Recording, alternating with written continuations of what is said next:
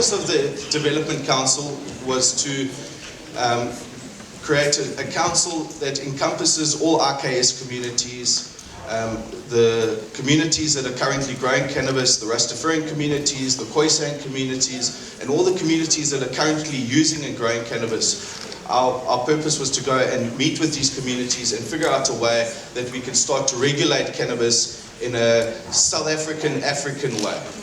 So if we look at all the other regulations around the world, they're based on Canadian models, American models. These models do not have current RKS health systems, and health systems that use natural medicines. In South Africa, probably, I must double check, but about 80% of people are using traditional medicine. Hospitals are used for trauma, they're not used to cure disease. Our hospitals cannot hold the amount of trauma we have in this country. So we spent the time in the communities, we spent the time with the rural growers to find out what and how we can regulate this plant in South Africa. So we came up with a program which encompasses a membership program which is similar to the application of a license or a permit, like your license, your driver's license, your card license. We found that doing an application to SAPRA and to the Department of Health would take a lot of time, and there was thousands of pondo growers, thousands of people that wanted to get into the industry, and the application of the permits and thing was becoming very cumbersome. So we come up with a strategy that became an all-inclusive strategy that would allow everyone to apply and to become licensed, if we want to be licensed. We looked at all the different types of communities that were growing cannabis.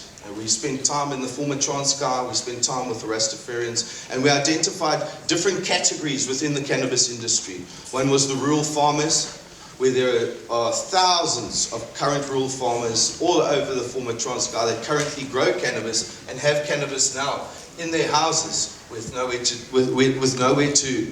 sell the cannabis. The medical users would be the SAPRA current system, which is working currently. That's for medicine within the current medical aid system. Those medicines would then have to be tested, approved, and used within those hospitals and medical systems. Cannabis tourism. Cannabis tourism is on a big high agenda.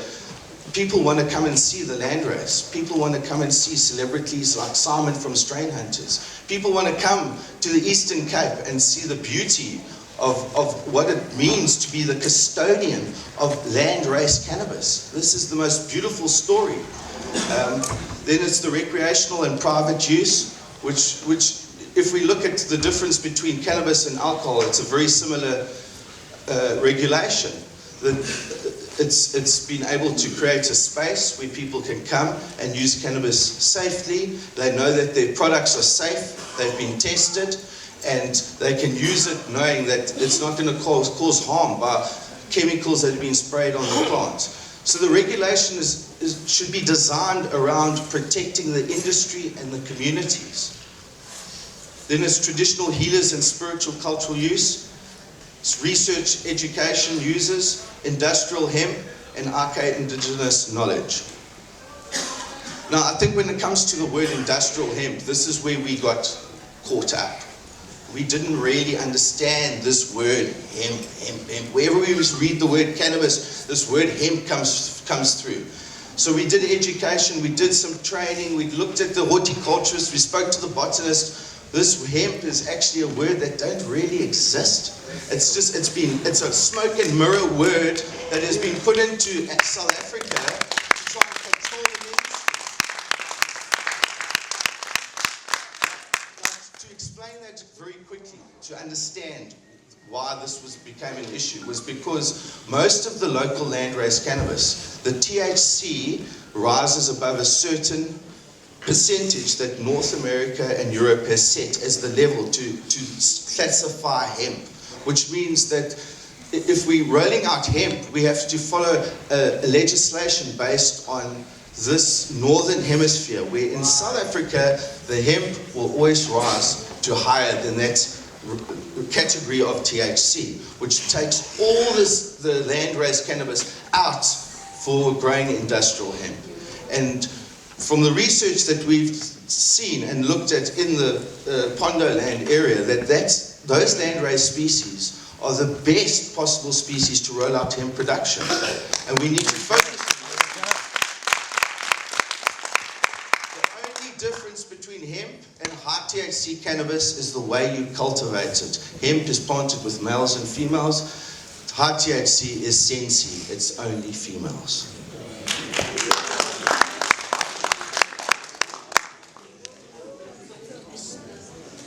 I'm going to just skip. So the member card program system is a system that's been designed to encompass all of these people within each category. So the rural communities, we would then facilitate programs where we go and identify communities that require our assistance to go and facilitate the sign up for the cards. We've been doing this with the Rastafarian community successfully, where we've created a platform in a way that you can register, get your card, and be licensed quickly so that we can plant this season. These are the partnering RKS groups that we've been talking to recently, the Khoisan and the traditional healers and the Rastafarian community in Controlesa.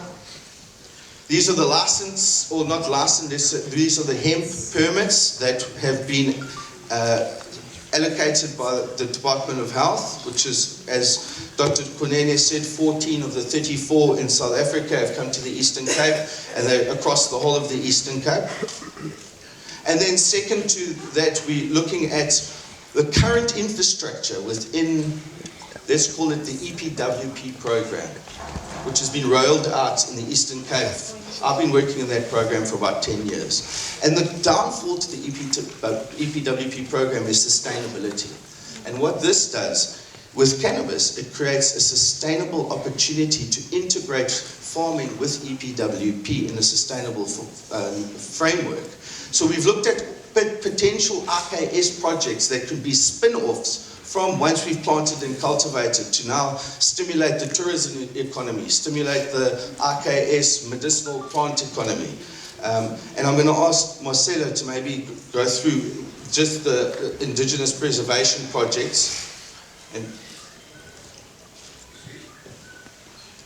then in Kondrayo, we've looked at ecotourism as an area for ecotourism. We've identified mountain bike tracks. We've drawn out and done master plans for a world-class mountain bike track where we've got a vision that people from all over Canada and the world will come and ride through the cannabis fields and see the traditional and Ubuntu style of the Pondo people.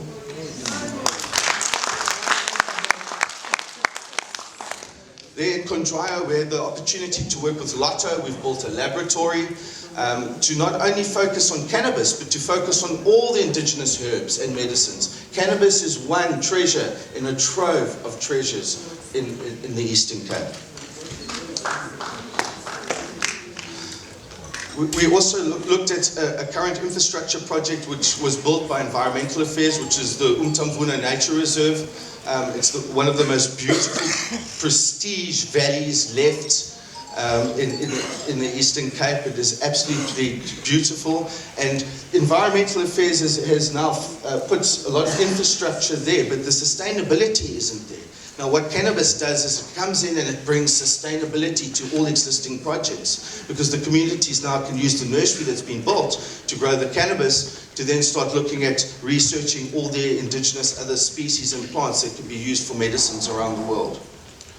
We've also looked at integrating an endangered wildlife sanctuary at the facility, where we've looked at the four most endangered species of animals in the Eastern Cape, which is the golden mole, the girded lizard, the tree hyrax, and the golden baboon spider.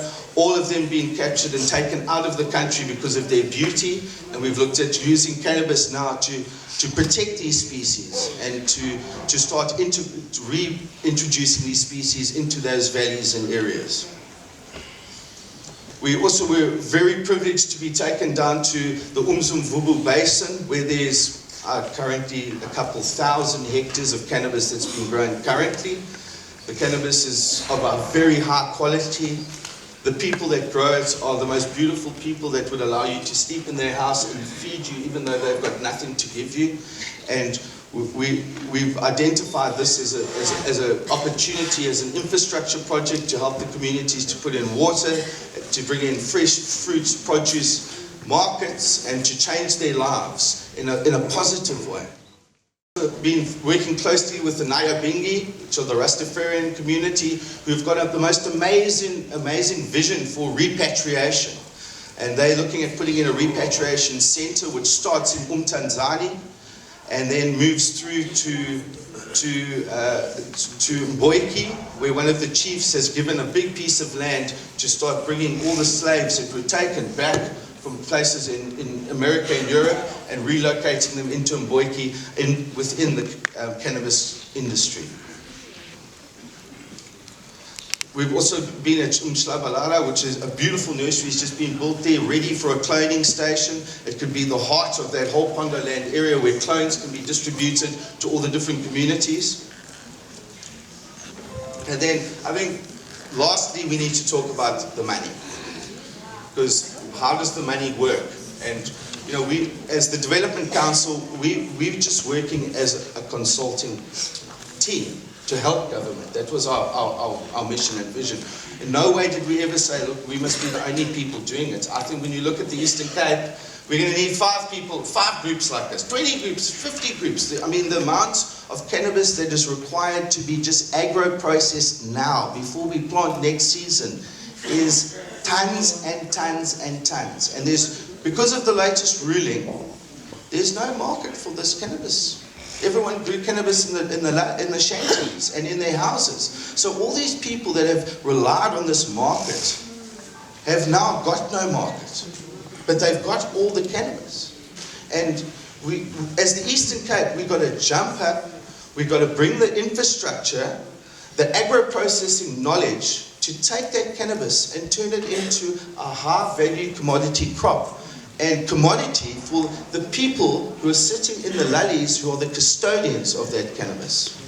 When we look at in terms of the financial breakdown, it was an idea to, as the Development Council, we've got a membership program. So the membership program works, you can donate or you can become a member. It's 150 odd rand a month, 1,005 rand a year. You get access to an online web platform which then allows you to get the best genetics, information from the agronomists, the latest technology and extraction, access to all the different extraction equipment, all of that information on one platform where all the best of the best can all talk and speak and develop the industry together.